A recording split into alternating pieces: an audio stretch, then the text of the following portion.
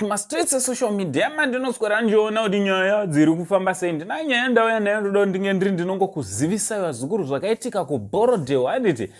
So listen, if you are new to this channel, I kindly ask you to subscribe, turn on your notification bell so that every time I upload a video you will be notified. Ndichitoti big shout out to you vazukuru wangu kwese kwamuri, ndichida kukwazisai, ndichida kukuti aiwa thank you very much nesupport yamunopa pa channel penyu, yamunotipa handiti.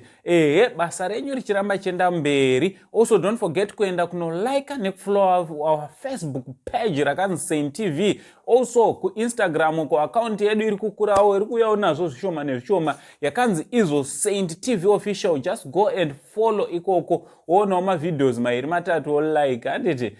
Thank you very much vazukuru vasekuru Saint.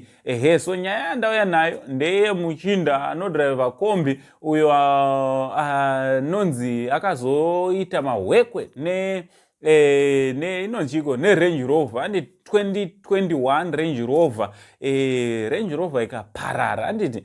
Muchinda uyo hanzi akangobuda obva atanga umhanya, muchinda weKombie dzinedze mushikashikeze zatanga uita seakupenga, akatanga ubhiza yemba achimhanya achididi.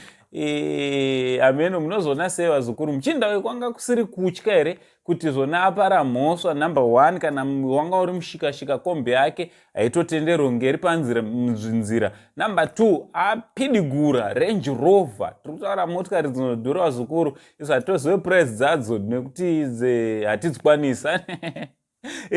Range Rover 2021 model yaakabonderana nayo ikaovertena ikaparara. Meno munozona sei vazukuru nekadhirama kaakazoita kekuti muchinda akazoonekwa kumhanya achitenderera achibvisa hembe. Kwakurunzi ndizvo here zvemashowa kana kuti kwakunyepedzera kupanika kupenga kuitira kuti aregererwa kutya mhosva handiti.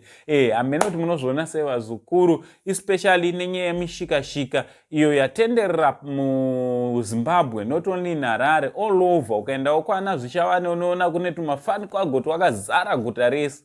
Kuenda kupi unoona tumafiti everywhere nemakombi asina manumber plates. Vazukuru vatyairi, ndirikuda kukurudzira pamune muchityaira ka watch out for these drivers. These Kombie drivers havatyi madrivero avo, they can actually come head on newo akatokutarisa ende haatyi ukasatomudzvenga ka anotokunanga handiti.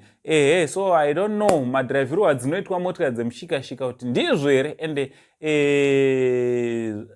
meno ngataura no comment section, handisuda kutaura zvakawanda. Taurai comment section. Nesuwo tinokwira mushikashika tichiona ichidrivwa head on nedzimwe kuti munozvionawo sei vazukuru.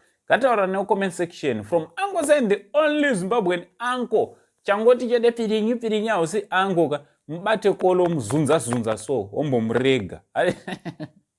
Chitichi much love.